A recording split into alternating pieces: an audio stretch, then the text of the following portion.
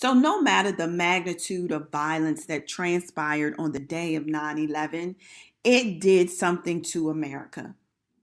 It showed leaders and it showed the world that there were holes in our system as it related to terrorism. And if 9/11 never happened, we would have never known where the holes were. We would have never known what was broken and what needed to be fixed.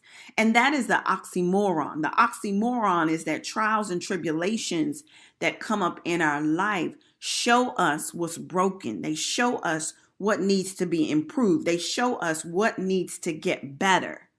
And if you never experienced it, then you would never know. And so definitely there were issues around things that needed to be checked, things that needed to be monitored as it related to security and certain people who were on terrorist lists.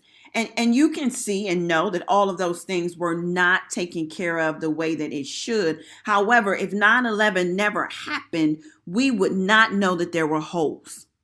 And so what I like to say is if the bottom doesn't leak, you will never know that there is a hole that needs to be patched.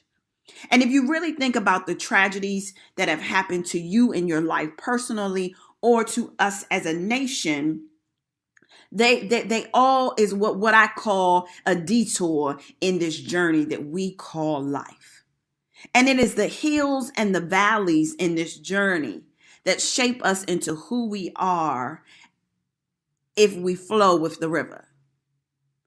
Life is like a river.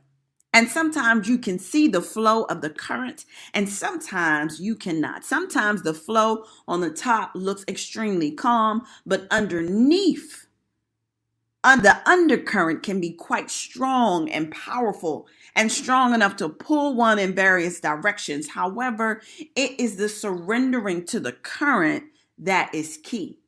So no matter how the current flows in your life, you should just flow with it. And when you learn how to flow with the river, you learn how to understand and realize that God is your source.